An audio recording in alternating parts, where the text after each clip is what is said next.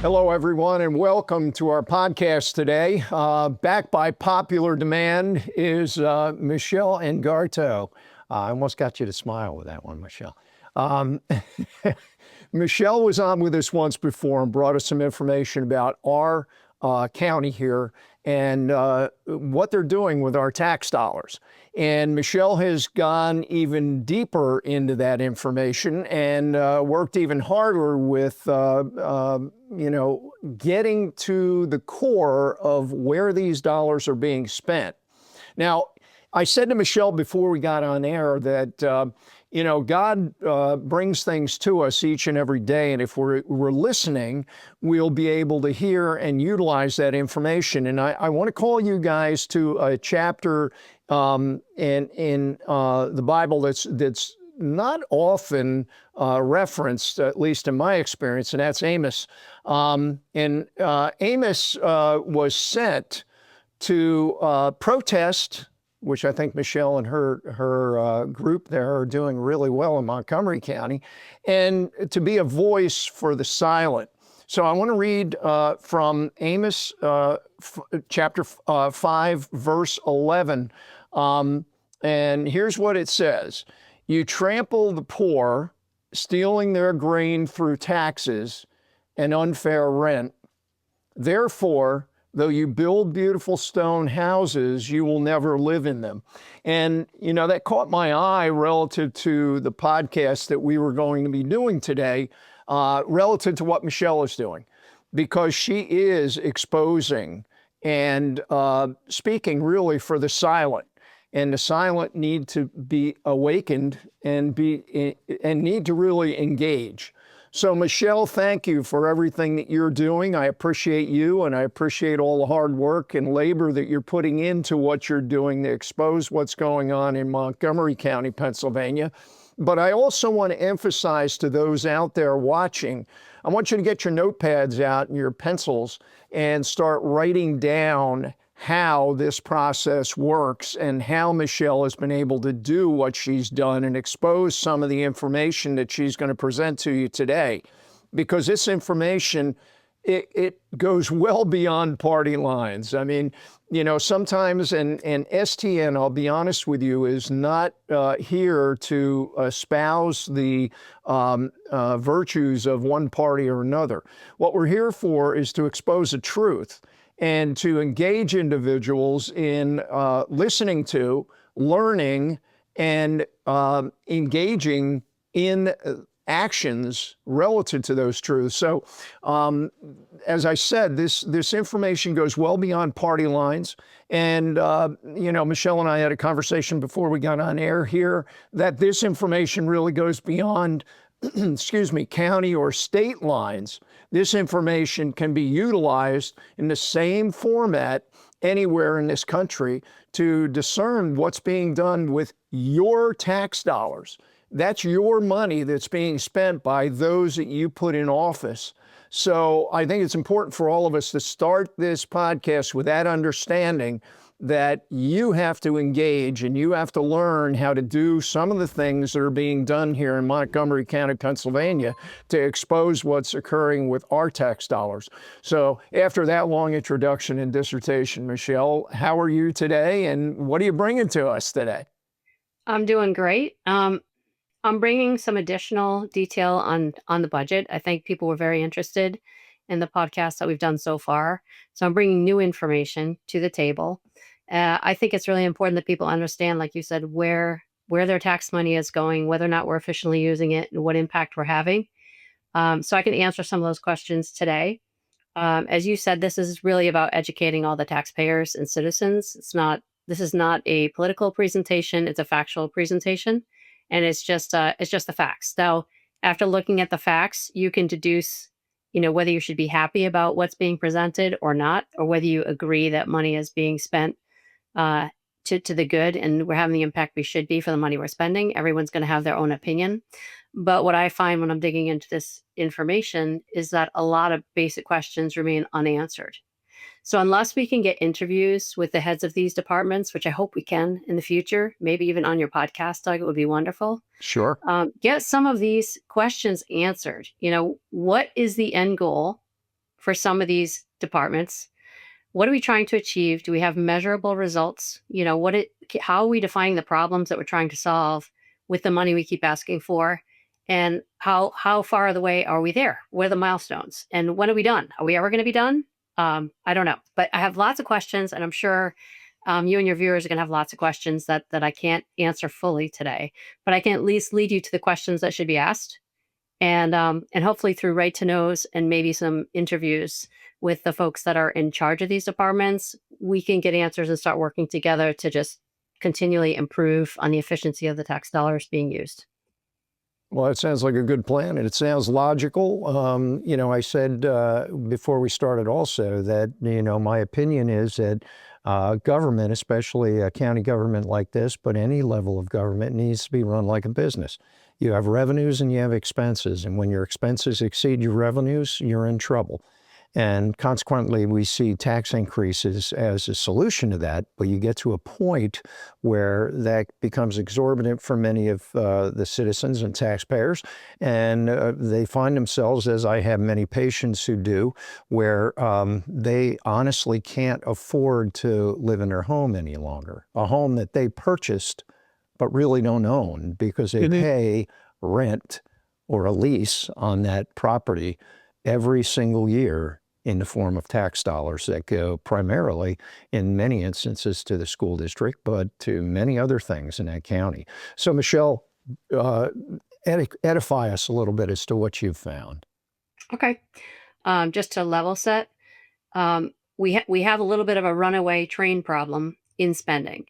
So on this graph, I just plotted the millage rates from the county from way back to the present. So I believe the graph starts at 2002. And if you look up until 2011, you can see that's when Republicans were the majority commissioners. And during that time frame, the Republicans actually reduced the millage rate by 6.7%. So we actually got a tax reduction. The Democrats came into majority power in 2012. And every year, on average, they have raised the millage rate 8.1% every year. And that's, since 2019, on average, spending has increased $28 million every single year under Democrat leadership. And in the last few years, you can see from 2024 to the present, our Democrat commissioners have raised our millage rate 25.6%, or an average of 8.5% every year.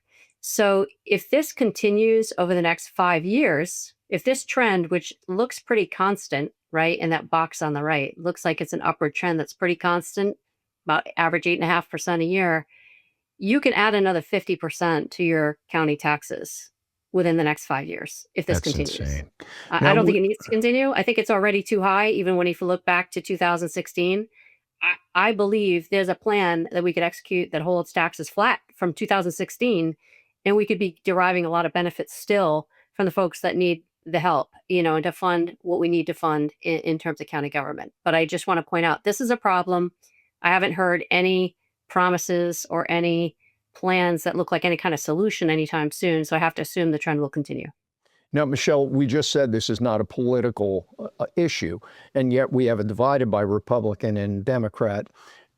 Can you define how the county commission is set up and why it's a Democrat majority now?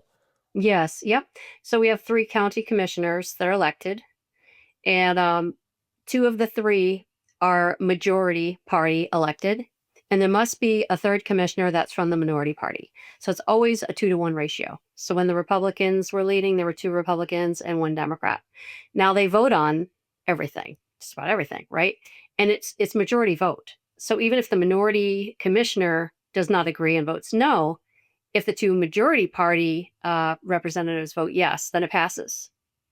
So that's why the party kind of matters, because this is, in the past, when there were 2 Republicans and 1 Democrat, the Republicans had majority vote on keeping taxes low and maximizing efficiency. That abruptly changed, as you can see by the data, with the Democrat programs that have been put in place, which you'll see are mostly entitlement and social programs.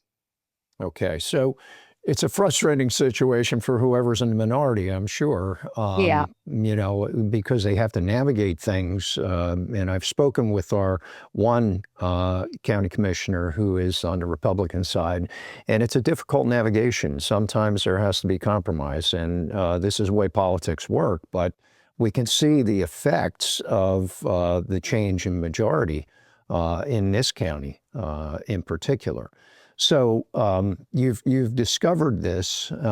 Have you discovered where the money goes, or what information do you have beyond the fact that it's elevated Right. significantly every year? Our county budget this year is $632.7 million, and that's up $51.7 million versus last year.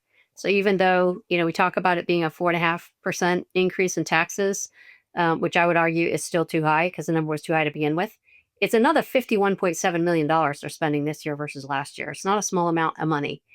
And most of the money, almost half of all the spending in our budget, in our $632.7 million, is salaries, wages, and benefits to county employees. Okay, so if we're growing the size of government, for sure. Half of it is growth in size of government.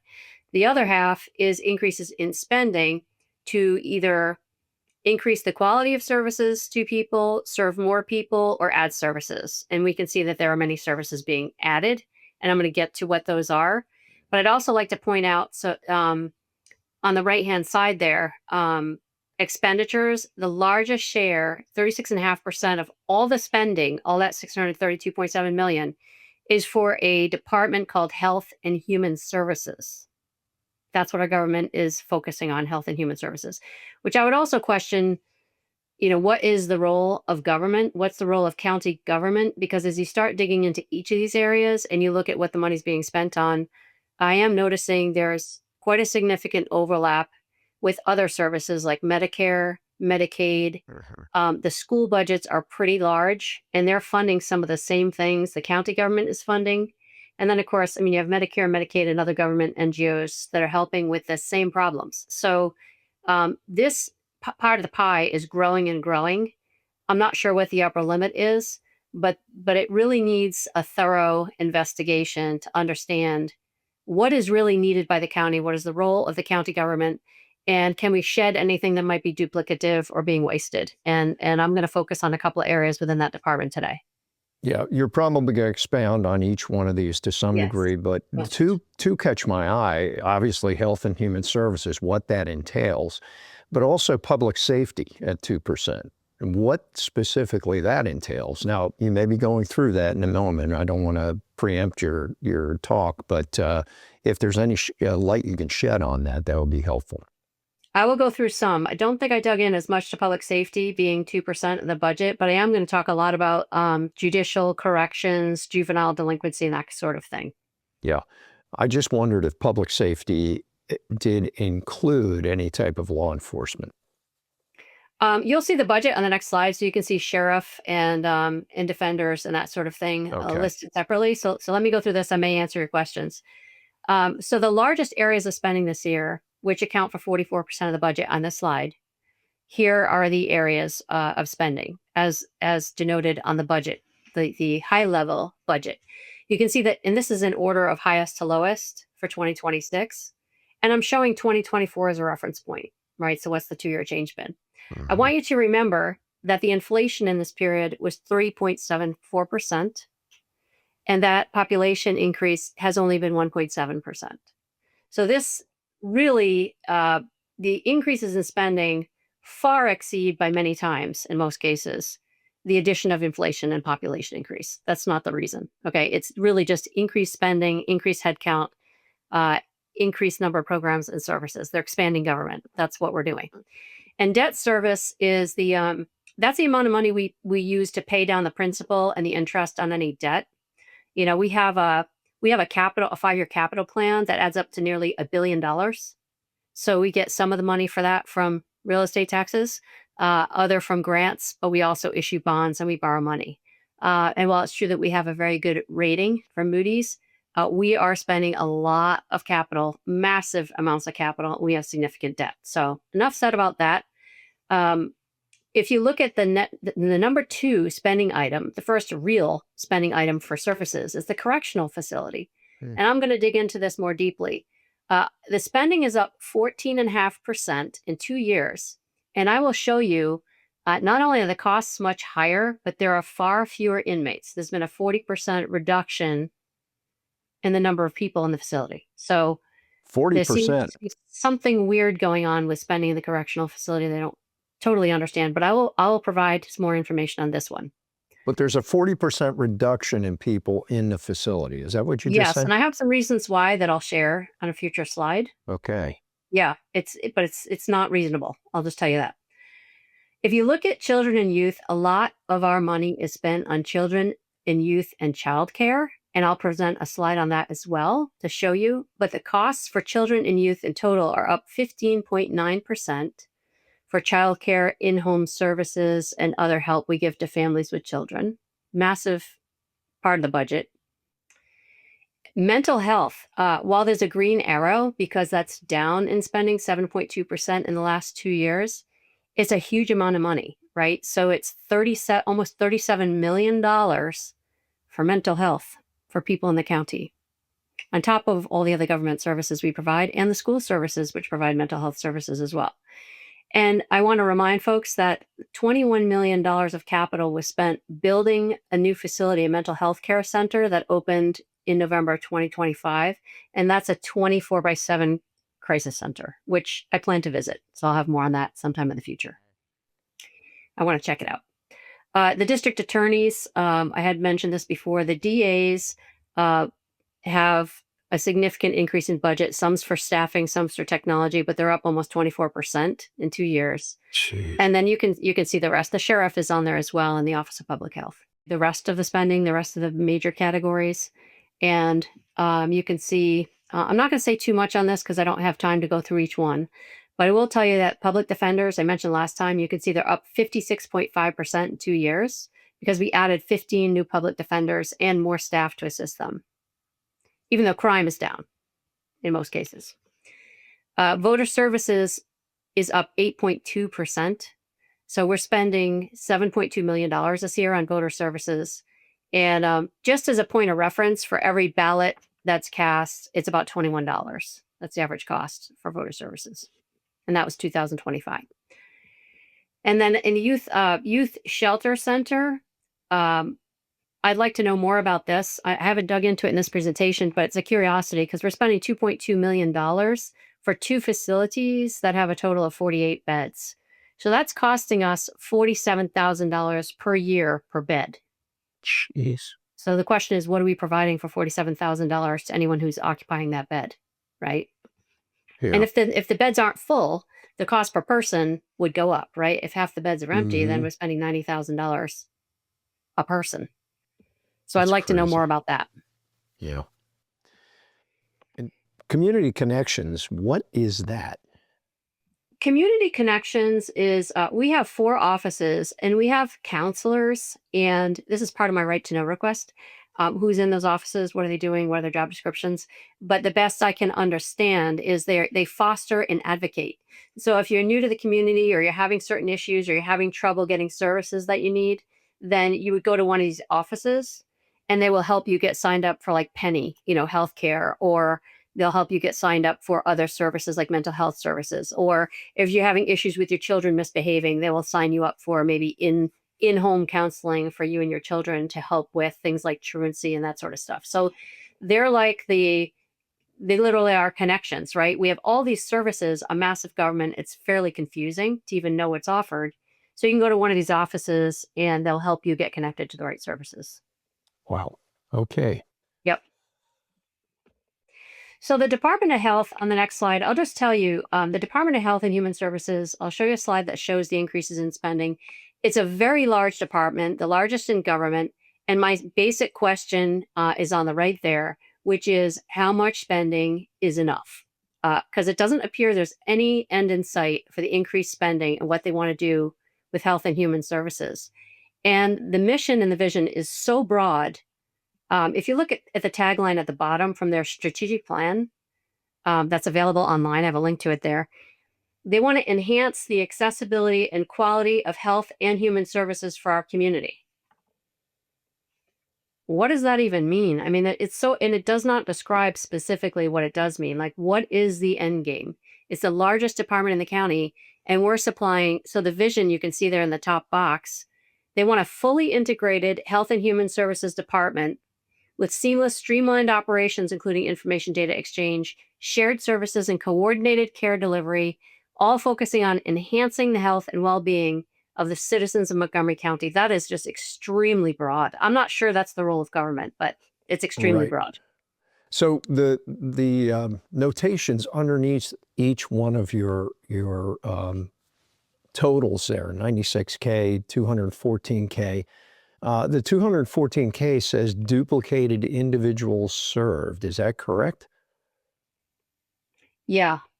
I think the wording is a little funky. I think what that means is 96,000 individuals have been served.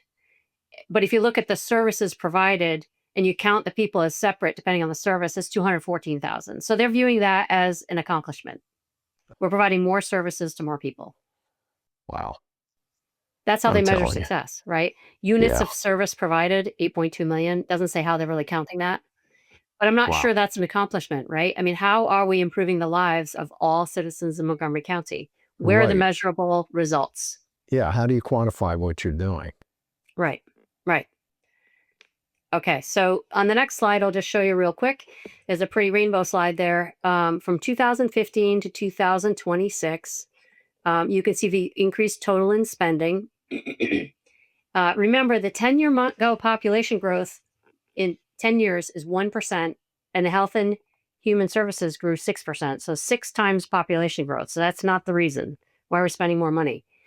And you can see that the 3 biggest areas of spending are mental health, childcare, and children and youth. They account for 69% of the health and human services budget, which is a massive percent of the total budget, right? So that's where we're focusing. $63 million this year on children and youth, $59 million on childcare, and $37 million on mental health for the general population. And you had a really high pop in mental health spending in 2022 post-COVID. Yes.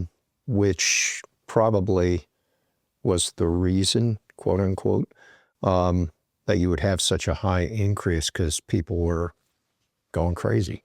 They were contained Well, for it continues 2 to increase, years. and we want to spend more money. And Right, COVID was right. quite some time ago.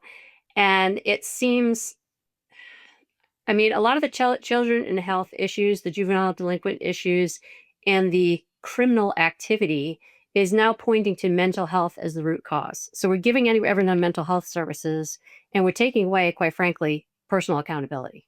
Right, right. That's my assessment based on looking at the data. I'm not saying there aren't legitimate mental health issues, but how much is enough? Again, it comes back to how much is enough, and how are we measuring how do you define the problem we're trying to solve for each individual? And what does solved look like? Correct. Is it an Right. indefinite stream of money going to people for mental health? It looks like it is to me.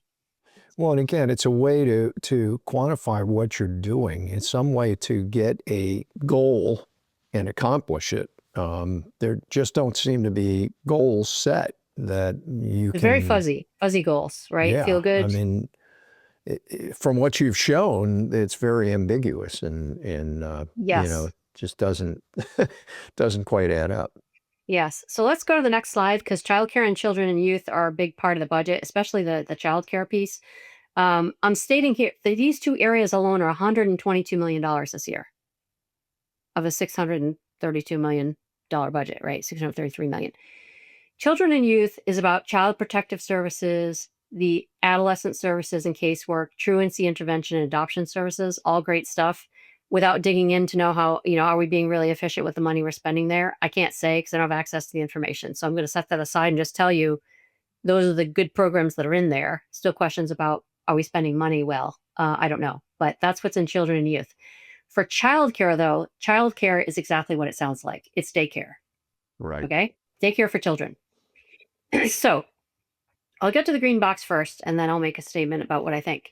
The average daycare cost to the Montgomery County taxpayer for one child that we're offering. So if I just take the total spend for childcare and divide by the number of children in childcare, it's $21,000 per child that we're spending.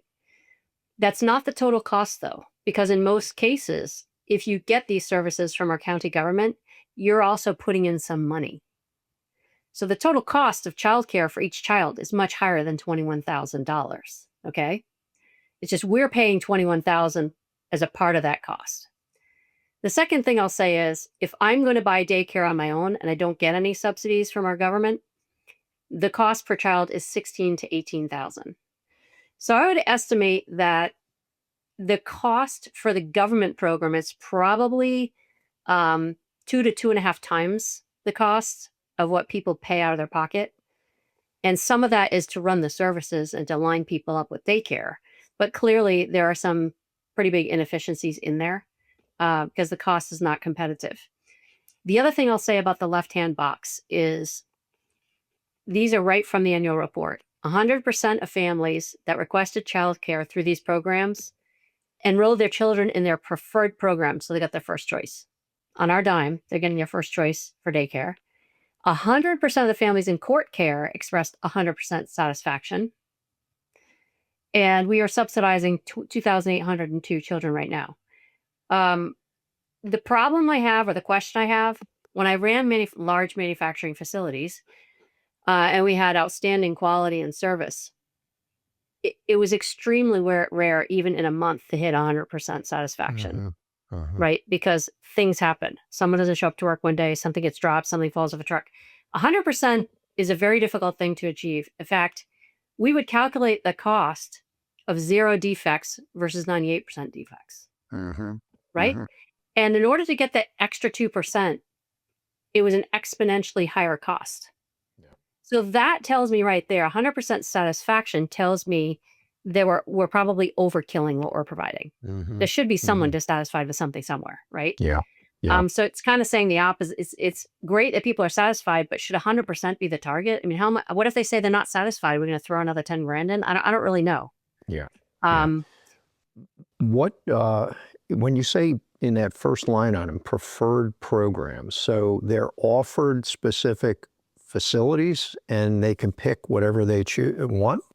Yeah, well, I did not dig into this deeply because I didn't have time to go deep into every one, but this was a quote directly from the annual report from Health and Human Services. So apparently, if they're saying preferred programs, they must be offering a choice. List, give me a first and second or third preference or something, and the 100% of them are getting their first choice. Wow. Which is surprising because I know I have relatives that have small children in daycare, and there were waiting lists for the preferred providers. Sure. Our sons They didn't went get their through first that. choice. Yeah, absolutely. And I will also say that you must, in order to get the childcare subsidies from Montco, you must live in Pennsylvania, of course, and you have to be at or less than 200% of the federal poverty income level. Why is it 200% and not 100%? I don't know. But we're already putting twice as many people in there as we would be if we were just sticking with the government's definition of poverty level. Wow. And just the difference between what you can get on the open market and what they pay is significant for childcare. Yeah, it is. And this is something they want to expand. So stay tuned because I have more of that. Jeez. So I'll switch to mental health for a second. We'll get back to childcare if that's okay. I need to jump a little bit. Let's jump around. On mental health, when you catch up with me, you'll see that our mental health area under Health and Human Services offers 6 locations.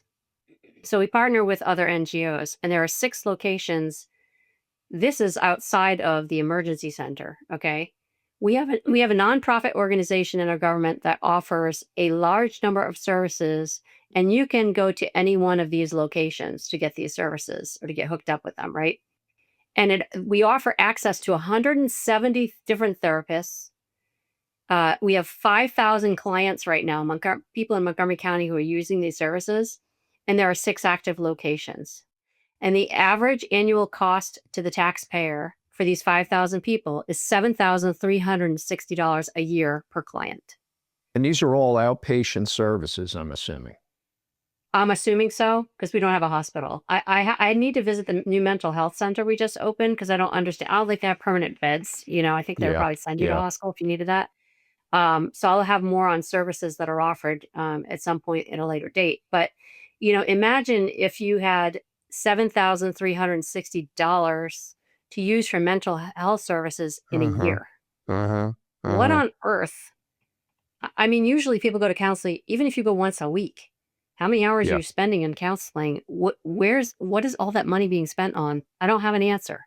So when I get my right to know answered, hopefully soon, I'll have more information about what is actually in that $7,360 because it seems exorbitant to me. Well, it is exorbitant, because the average cost per client would be somewhere between $40 and $80 per session per hour. And you figure if they do that once a week for 52 weeks, that's nowhere near that cost. I was That's shocked. I was shocked by the numbers. I mean, 5,000 clients sounds like a lot. I mean, it is a lot, 5,000 people, right? But then when I divided the $37 million by the number of clients, I was like, that doesn't seem like a very good value. No, definitely not in my And a lot of experience. some of these folks who run the NGOs are the ones who show up at the commissioners' meetings and thank them for what the great job they're doing, right? Thank you for funding this. Thank you for funding that. It's great if we want to provide some of these services. I would like a justification for why Montgomery County is offering mental health services, but even putting that aside, we need to have some balance and say what is a reasonable amount of money to provide for a client, and that seems Well, outrageous. and also this 7,300 whatever dollars, we're going through all this fraud evaluation throughout the country right now. And you're talking about NGOs that are in the midst of this somewhere. Where's all that going? Is it administrative costs through the MGO to get the money to facilitate what they're doing? I don't understand the whole structure of how that would work. Or if these are direct payments from the county to the facility. I don't know. That would be interesting to see what the trail is, the money trail, so to speak, Yeah, for it this. would be. It would be very interesting to see, and it's also very interesting that I've been sitting here for 2 months now with a right to know request that has received no response, and I had to appeal. I had to file an appeal to try to get answers to my questions about how many people work in the county, what are their job descriptions, where do they work, so I can get an org chart created. What is the money being spent on for some of the things I'm talking about here?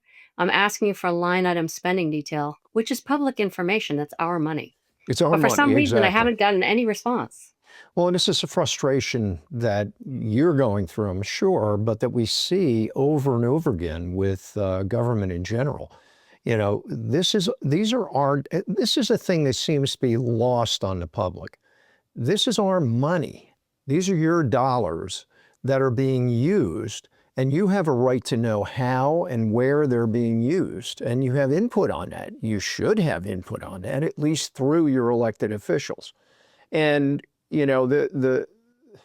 the silence is deafening of Yes. individuals out there. And really, Michelle, it's because they have not had the information exposed to them, which you are doing. And I give you a great deal of credit again for doing that.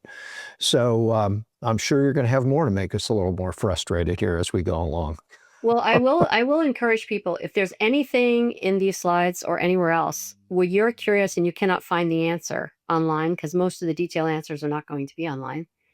Filing a right to know request is really easy. If you just go to the Montgomery County Commissioner site, there's a form. You basically put your name, address, phone number, and you write a few sentences about what it is you would like to see. That's it. You submit it, and they'll give you a number. They may not give you any information, but they'll give you a number and assign a case. You will have to wait 30 days, most likely, because it's kind of standard procedure. They ask for 30 more days to do a legal review, even if you're asking for something basic. So you're probably going to wait at least 30 days. By law, they need to respond to you with the data within 30 days. If they do not send you any response at all, you have to assume it was denied. And then you have to go to the state right to know and file an appeal. And you will be assigned a different case number and a case manager, basically, from a different organization. And they will try to get the information for you. They'll try to settle it. So don't be intimidated by that. It's the normal process. But if you have curiosity about any of these things, anyone can file a right to know. It's very simple to do. Now, is there any cost to you for filing?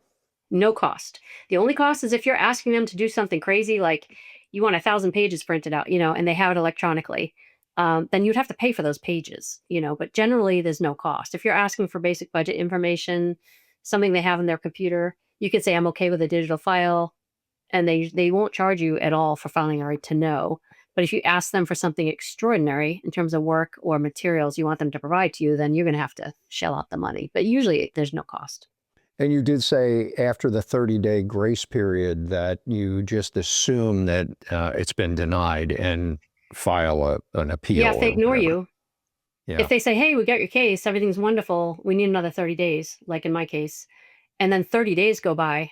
And by the way, it's supposed to be 30 calendar days. And they actually corrected me and said, well, no, it's 30 business days, even though it says 30 calendar days. So it's 30 business days for them, which they need to change how it's written then.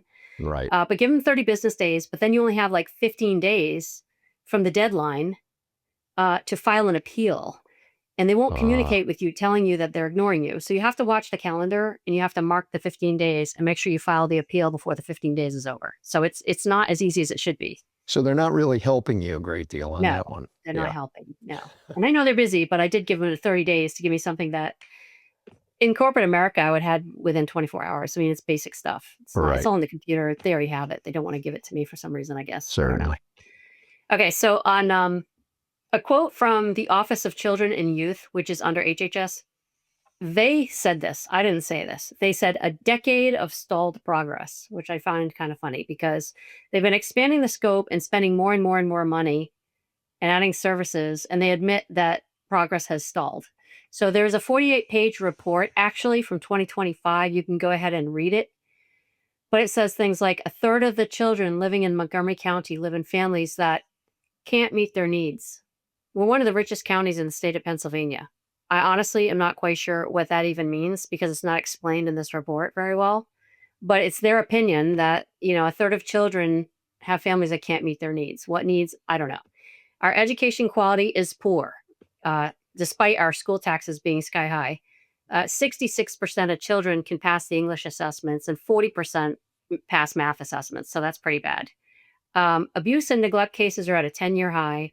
And theft and property offenses have risen sharply. So all of this to say, we're spending more and more money. And like I said earlier, what impact are we having? Some of these metrics are going the wrong direction. So maybe we're spending money on the wrong things. But the answer from government is always, no, we just need to spend more money. So I would ask, let's reevaluate what we're doing. And maybe we're approaching this the wrong way. And also, maybe we're defining the problem the wrong way. Maybe it's not a problem for government to solve in some cases. I don't know. But I wish we could have these conversations openly with the people who are deciding to, take this path. Well, in my opinion, our society and our culture has changed so much over the last 5 decades. Many of the things that they're trying to solve, it seems to me, were solved by families and churches and communities years ago. Mm-hmm. And today, obviously, the structure has changed. People are much more mobile and move all over the place. Families are not necessarily in the same location. But churches, I feel, have dropped the ball, too, in many respects, relative to some of the things that they should be doing to mitigate some of the problems that our government obviously can't solve. Because this statistic right here is an indication that, the metrics they're measuring they're doing an extremely poor job with. And, so there go our tax dollars for something else that is accomplishing very little the way it appears. Yeah, well, it would be nice too. I mean, if Health and Human Services wanted to get to a point of reduced spending, but still, make better progress, why not partner with other organizations that already exist and already have funding and say, can you help us? Let's have an initiative. Let's help the youth. Let's keep them out of trouble. What can we do together rather than raising taxes and just spending more money and throwing money at it? Right. It's not working. Right. Exactly. So on the next slide, this is kind of surprising, shocking. But if you look at that report that I referenced on a previous slide and provided the link to, their answer to poor performance is a lot more money. So I just highlighted their request as to how to solve this. And if you don't have to read the details, just read the red portions of the sentences. Expand access, expand efforts, invest in more, increase the minimum wage, expand access, increase wages, increase payments, expand childcare eligibility to 400% of poverty level, which is like $120,000 a year salary. Provide paid family and medical leave up to 12 weeks. Add $4 billion to the already large school budget, because money is the problem to poor performance, I guess.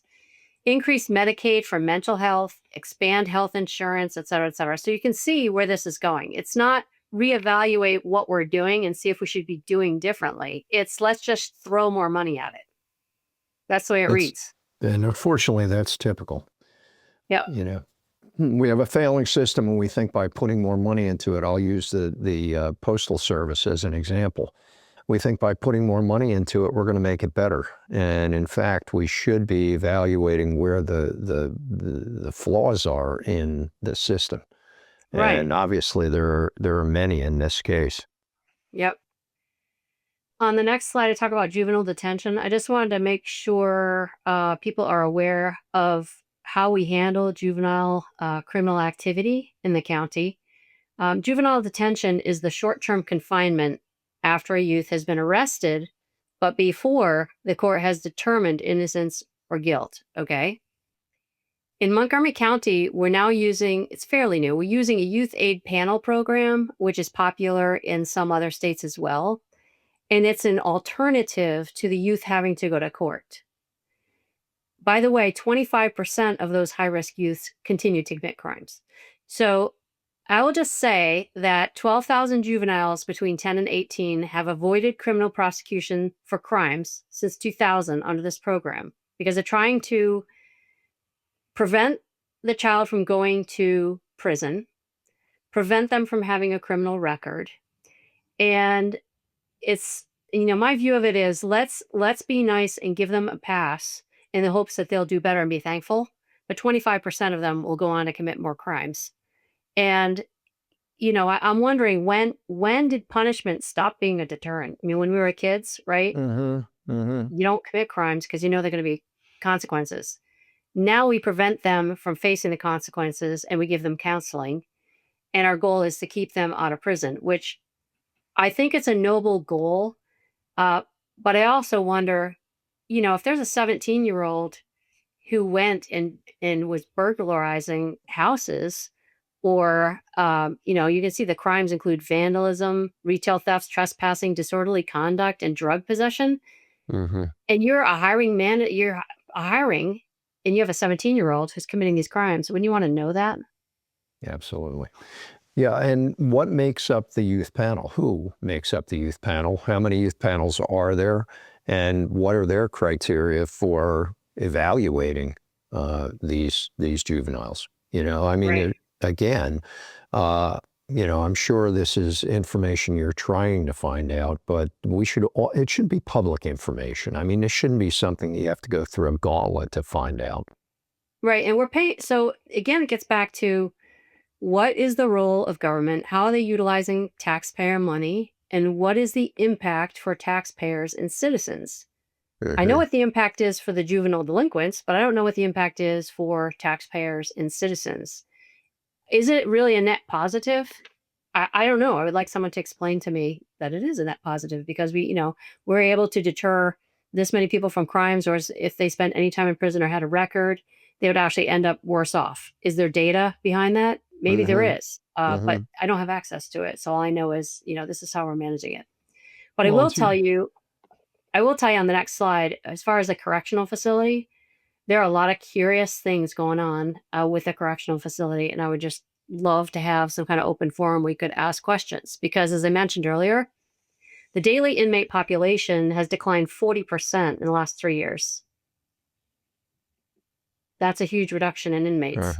But our spending's gone up 26% in that same time frame. And the spending per inmate has more than doubled. And we have no idea what that's being spent on. Well, we do. I'll show you something in a second. It's mostly, so I think it's 73% of this money is for salaries. And 72% of all this money goes to salaries and wages. So we're either hiring more people despite less inmates, or we're giving them big raises and spending more money for each of those people to work there. We'll get to that in a second. Why are there 40% fewer people? We all know there's been bail reform, right? With all the talk of no cash bail and all that. There's been probation reforms for keeping people out of prison or putting them there less time. And we have fewer people being jailed for low-level offenses. Some of the reasons for higher costs are expanded mental health programs and drug treatment programs. As I mentioned to you earlier, right? Everything's a drug problem or mental health problem. Some of that's probably legitimate, but how much do you spend to overcome that? What's reasonable? There's also a strategy shift by the county government to keep nonviolent offenders out of jail and shift them toward community-based supervision. And I've asked for details on the spending for this as well. So imagine you have thousands of juvenile offenders or other offenders, adult offenders, and we are favoring community-based supervision instead of putting them in prison for any amount of time. You have to have someone to do the supervision. You have to pay them for the hours they're doing it. So what does that look like? What does the organization look like? How many people are working there? What are we paying them? And again, what is the impact for the community? Why should we be funding the bill for home supervision instead of deterring crime by putting people in prison for 3 months or something? I'm just unclear about the strategy altogether and what the benefit is for the community, especially if you now have criminals that are maybe should be in prison for a time while they're recovering, and they're at home and potentially repeating crimes. I just don't have that data. And again, for some of the freedom of information that you're filing for, are you looking for specifically where the money's being spent in the mental health area? Yes. Okay. Because it would be interesting to see. It seems like there's crossover potentially between the mental health aspect of this and the correctional aspect of it. And I don't know if that's where some of the 40% increase, or I'm sorry, 2,200, what is it? 26%. Yeah, 26% increase is coming in. This obviously is a relatively new concept that they're doing here. Is that correct also? I think it's fairly new. You can see the quote there from Jamila Winder. Instead, this is a direct quote, instead of keeping people in jail, we're keeping them out of jail. That's the strategy. Regardless and of the outcomes. we're ensuring that nonviolent criminal offenders get the support they need to reenter society. So what is the upper limit? Get the support they need? What if they need, $60,000 a year per year for 20 years? Like, what does that even mean? Yeah, where's the end point? Yeah. Where's the end point? That's why our budget keeps increasing. Yeah. And not only where's the end point, but how are you, again, what is your goal? How are you quantifying progress or keeping them? Is it just keeping them from offending again? I guess maybe that's it. I don't know. Yeah, which is babysitting, essentially, because we need to continue to supervise what are we doing, right? Yeah. And what is it costing to do that? I just want to point out the budget. I just drew the budget line from 2012 to 2026, and the gray bars are the average population. So you can see that there's a little reduction around the COVID area, and then a big reduction in 2025. Yeah. The commissioners were hired in 2024. Big reduction in 25-26, but you can see what happens to the budget. It skyrockets the total spending, right? So it went up 14.5% in 1 year. From last year to this year, it's up 14.5%. And it's inversely proportional to the inmate population. So clearly the spending is going on for more than just the inmates. Because I can't believe we would more than double the spending per inmate. So what are we spending it on? Well, and this is where I questioned before the dovetail of some of this in the budget. Is this all mental health expenditures relative to, the correctional facilities? Including drug rehab. Yeah. Which is very expensive. Yep. Yeah. If you go to the next slide, it's similar data, but I'm showing you the annual spending per inmate, which is over $60,000 a year. It's almost $65,000 a year per inmate. If you want to calculate it that way, just as a rule of thumb. Clearly, they're providing services to people who are not inmates, right? But my point is, this is a correctional facility, not a mental health facility, not a Right. rehab center, or maybe it is. Maybe we should restate what the correctional facility is. It seems like they've changed scope and they've changed their focus on services. Yeah. So maybe we need different metrics and we need to say what it really is instead of calling it what it's not, which is primarily a correctional facility. Yeah. But when you look at the budget growth being inversely proportional to the inmate population, right? So the red line is annual spending per inmate and goes out of control in 2025. And you can see the reform, the number of inmates is very low. Either Jeez. the main focus of the correctional facility is now focused on people outside the prison population and or the actual inmates receive 20% more services than they did in 2024 and 2.3x in terms of dollars what they received 10 years ago. It could be a little of both. Yeah, it probably is, but I think the mental health component is a significant cost increase there. Yeah. That's just the way it seems to me from what you're presenting. And if you look at, I mentioned on the next slide, if you look at the budget, 72% of this entire spend is salaries, wages, and benefits for the employees. So most of what we're 70%. paying for are for people that work under MCCF. And, again, I have to go back to my initial comment here. If that were a business, you'd pretty much be out of business. If you're spending 72% on your employees for salaries, et cetera, yeah, you can't do that. And it's increasing as the population's going down. Yeah, makes Why? no sense. By a lot. So I dug into this one and I was able to find that there are about 330 employees right now who work in MCCF.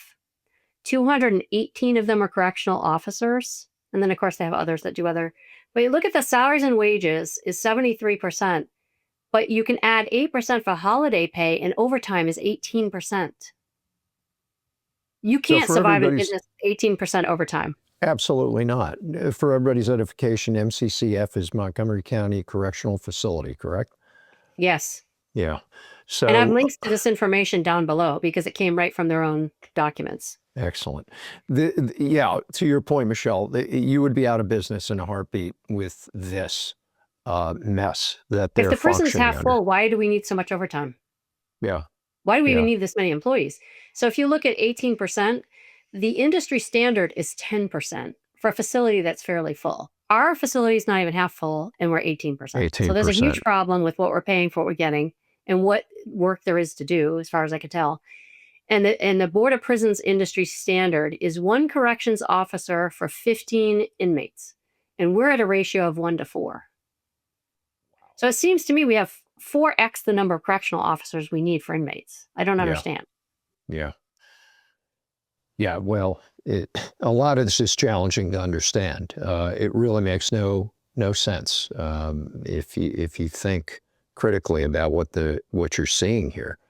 This makes no sense at all. And again, that facility would be out of business if it weren't for tax dollars being pumped into it every year. Right. So that's those are just a few of the key, more than a few, I guess, of the key areas of concern that I've been digging into. I do have links for additional information. I would encourage people to go to the county commissioners meetings and advisory boards. They're open to the public and you can join by Zoom. The prison board meetings, there's no schedule, really. I had done this presentation a while ago and there was a meeting on May 14th. But you can go to that link and see, when the next meeting is and what the agenda is. And then if you're curious about the Health and Human Services annual report, there's a link to that as well, because I mentioned that a lot. And then lastly, people ask me, well, what can we do?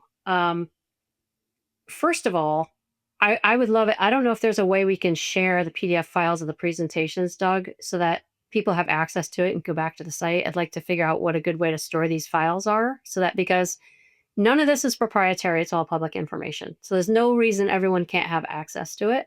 I would love for people to just take these slides and send them to everyone they know, because this is I'm not paid by anyone. I'm not a political operative. This is all just focusing on taxpayers in Montgomery County where the money is going and questions that are unanswered. And I think they concern everyone who lives in the county and is watching their tax bill go up and up and up for the school district as well as for county taxes. And it seems to be no end in sight as far as we're going to get priced out of our homes at some point if this continues. And that should concern everyone. It doesn't matter what party we are. There's plenty here that we can work together on, have forums. I would love to see bipartisan forums where we can work on things together and say, let's just take a look at the budget for X and let's involve some citizens and let's come up with some ideas as to maybe how we can do this differently and get a better result or reduce spending and get more for the money. I would love for that to happen. I doubt it's ever going to happen, but it'd be nice if we could pull citizens together instead of constantly being at each other, usually for reasons that are way outside the county, right? They talk about federal stuff and personalities and all that kind of irritating stuff. But this is not emotional and this is not partisan. This is what do we need to do to protect the hard-earned money of the people who live and work here? How do we continue supplying services to people who need them to a reasonable degree at a better efficiency for the tax dollar? And let's get back to what the role of county government is, because it seems to be expanding in directions that look more like, I have to say, socialist programs and entitlements, right? That seems to be the direction we're heading. And there seems to be a real lack of concern and listening by the folks in charge as to, we should be treating this money as if it's not ours to do with what we want, right? It's taxpayer money. So where do we plug in to really provide input on how money is spent and where we're spending it? I don't see the forums that we need to really be actively engaged. The commissioners' meetings are not the place to do it. So I would say the more people that can see this information, the better off we are, because we want all of our citizens to be well informed.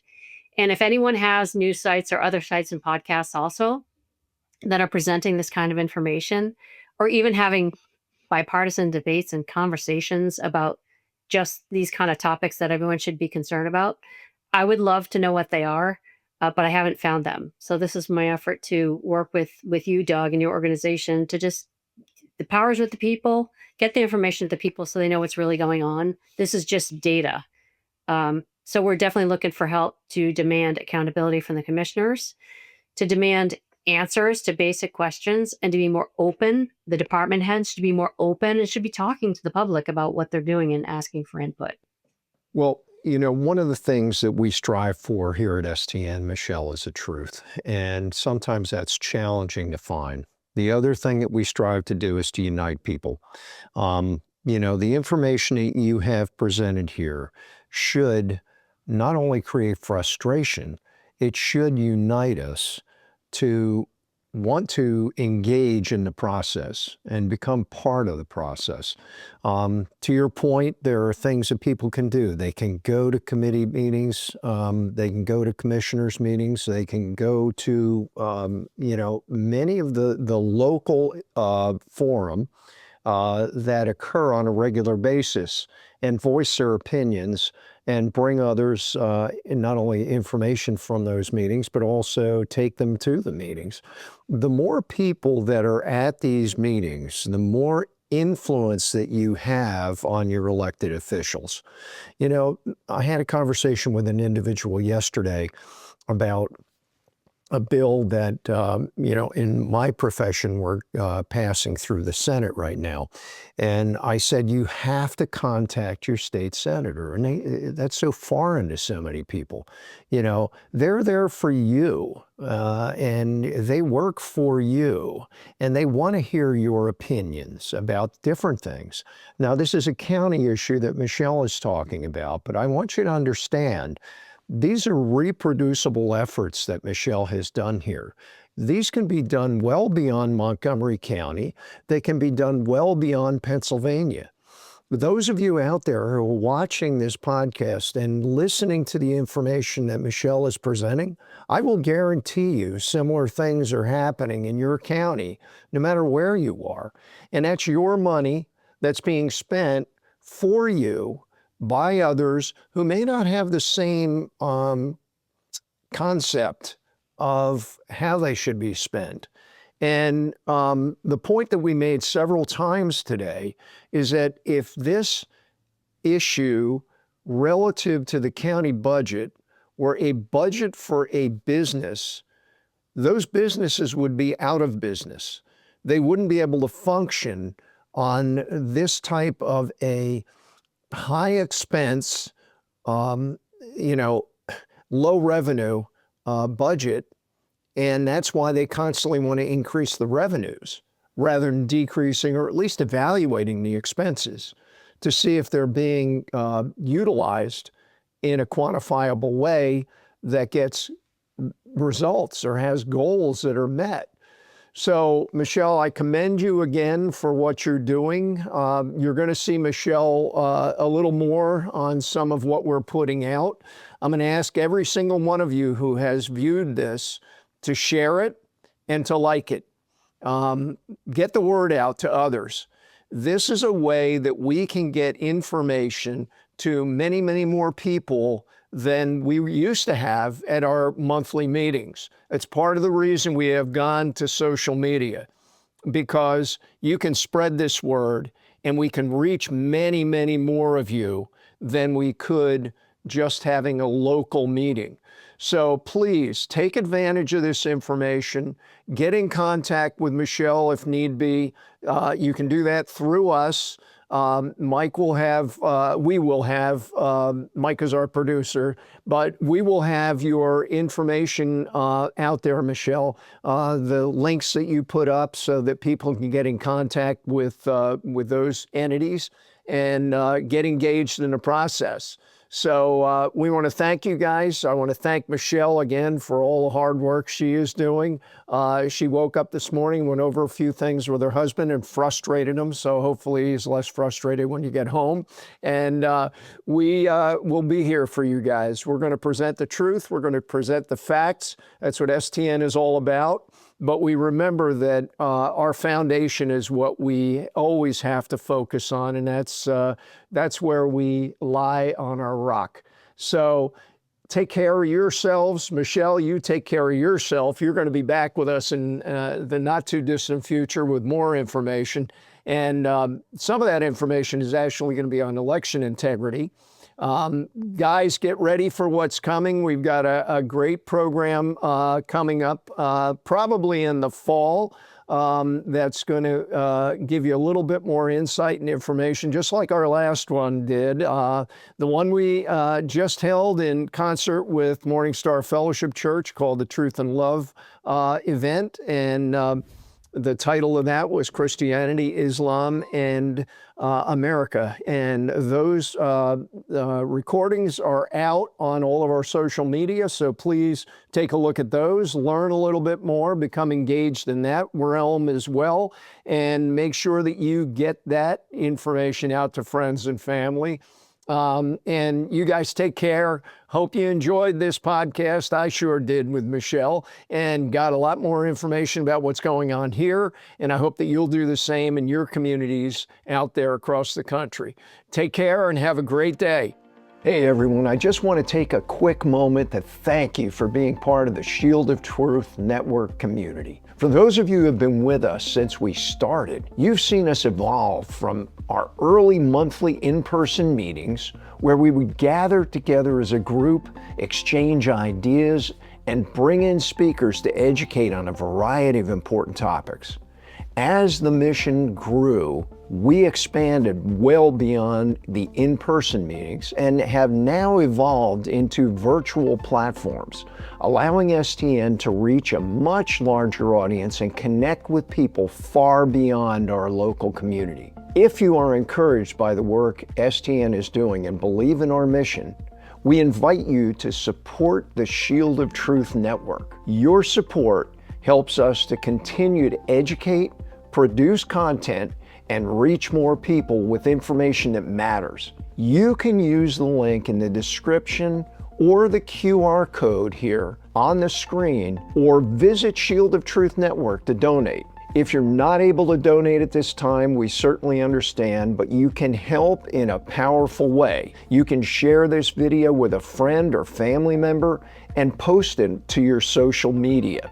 Also, if you enjoy our content, please like the video, subscribe to the channel, and tap the notification bell so you never miss a new release. All of these actions help us to reach more people, expand our mission, and make a real impact.